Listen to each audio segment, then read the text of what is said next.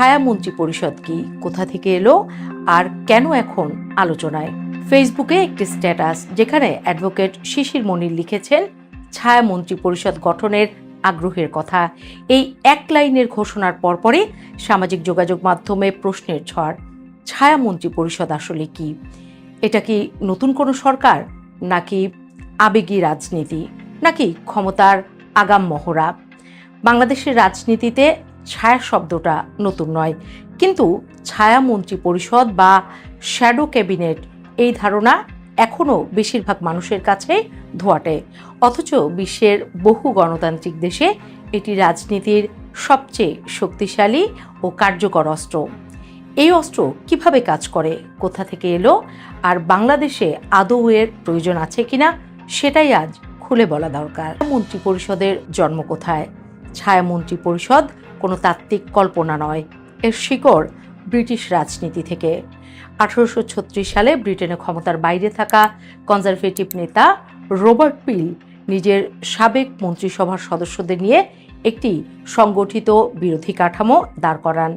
লক্ষ্য একটাই, ক্ষমতায় না থেকেও সরকারকে প্রতিনিয়ত চ্যালেঞ্জ করে তার উপর ইতিবাচক চাপ তৈরি করা। পরবর্তী কয়েক দশকে এই কাঠামো ধীরে ধীরে বিকশিত হয়। 1880-র দশকে প্রথমবারের মতো সংবাদপত্রে শ্যাডো ক্যাবিনেট বা ছায়া সংসদ শব্দটি দেখা যায়। 1906 এবং 1910 সালের দিকে এটি রাজনৈতিক ভাষার অংশ হয়ে ওঠে। কিন্তু সবচেয়ে বড় মোড় আসে 1922 সালে, যখন লেবার পার্টি ব্রিটেনে প্রধান বিরোধী দল হিসেবে আত্মপ্রকাশ করে। তারা ছায়া মন্ত্রী পরিষদকে শুধু প্রতীকী নয়, বরং পূর্ণাঙ্গ বিকল্প সরকার হিসেবে গড়ে তোলে। দ্বিতীয় বিশ্বযুদ্ধের পর 1951 সালে লেবার নেতা হুগো গাইটস্কেল প্রথম আধুনিক ছায়া মন্ত্রিসভা গঠন করেন। এই মন্ত্রিসভায় সরকারের প্রতিটি মন্ত্রণালয়ের বিপরীতে একজন করে বিরোধী মুখ নির্দিষ্ট করা হয়।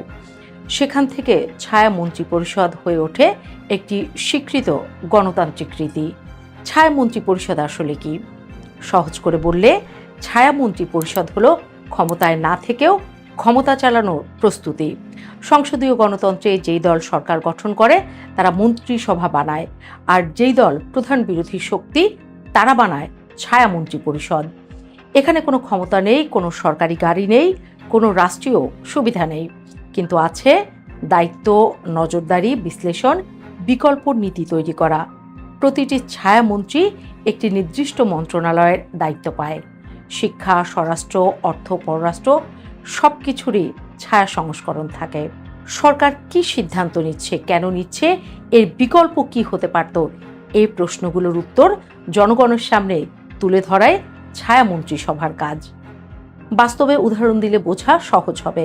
মনে করেন দেশে বিএনপি সরকার গঠন করেছে, শিক্ষামন্ত্রী নতুন একটি শিক্ষানীতি আনলেন। এখন বিরোধী জোটের ছায়া শিক্ষামন্ত্রী কি করবেন?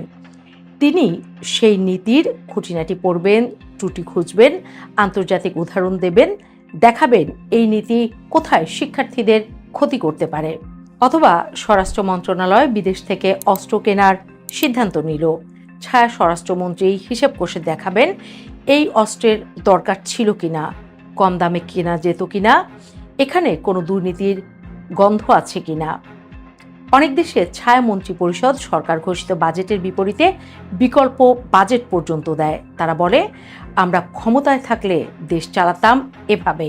এটাই হচ্ছে গণতান্ত্রিক চাপ। এখানে শুধু মন্ত্রী নয়, পুরো সংসদের কার্যক্রমের একটি ছায়া অনুশীলন চলে বিল নিয়ে আলোচনা, নীতিগত বিতর্ক, রাষ্ট্রীয় সংকট নিয়ে প্রস্তাব, সব কিছুই বিরোধী দল নিজেরা অনুশীলনের মাধ্যমে করে। এটা মূলত রাজনৈতিক ট্রেনিং গ্রাউন্ড। বিশেষ করে যেসব দল কখনো ক্ষমতায় যায়নি তাদের জন্য এটি বাস্তব অভিজ্ঞতার বিকল্প। এখন প্রশ্ন আসে, বাংলাদেশে এর দরকার আছে? এই প্রশ্নটাই সবচেয়ে গুরুত্বপূর্ণ।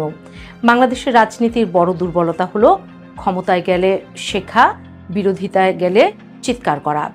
এখানে একটি বিরোধী দল মানে রাজপথ, বয়কট, হরতাল। সংসদীয় নজরদারি প্রায় নেই বললেই চলে। এই বাস্তবতায় যদি সত্যিকারের ছায়ামন্ত্রী পরিষদ গড়ে ওঠে, তাহলে সরকার প্রথমবারের মতো বুদ্ধিবৃত্তিক ও নীতিগত চাপে পড়বে। সরকারও ওয়াকিবহাল থাকবে যে প্রতিটি সিদ্ধান্তের বিপরীতে কেউ হিসেব কষছে, কেউ বিকল্প তৈরি করছে, আর নাগরিকরা প্রথমবারের মতো দেখতে পাবে ক্ষমতার বাইরে থেকেও দেশ চালানোর প্রস্তুতি কিভাবে হয়। অ্যাডভোকেট শিশির মনিরের প্রস্তাব যদি আবেগের স্ট্যাটাসে আটকে থাকে তাহলে এর কোনো মানে নেই, কিন্তু যদি সত্যি শক্তিশালী বিষয়ভিত্তিক গবেষণা নির্ভর একটি ছায়ামন্ত্রী পরিষদ গড়ে ওঠে তাহলে এটি নাগরিকদের জন্য আশীর্বাদ হতে পারে। কোনো জরুরি মুহূর্তে সরকার পতন হলে দেশ হঠাৎ নেতৃত্ব শূন্য হবে না, কারণ পাশে থাকবে প্রস্তুত একটি ছায়া সরকার। ছায়া মন্ত্রী পরিষদ কোনো কল্পিত মেথড নয়, বরং এটি গণতন্ত্রের পরিণত রূপ। বাংলাদেশ যদি সত্যি শক্তিশালী বিরোধী দল দেখতে চায়, যদি রাজনীতি শুধু স্লোগান নয় নীতির লড়াইয়ে পরিণত করতে চায়, তাহলে ছায়া সংসদ, ছায়া মন্ত্রী পরিষদ শুধু দরকারি নয়, বরং সময়ের দাবি। কিন্তু প্রশ্ন একটাই, আমরা কি সেই পরিণত রাজনীতির জন্য প্রস্তুত?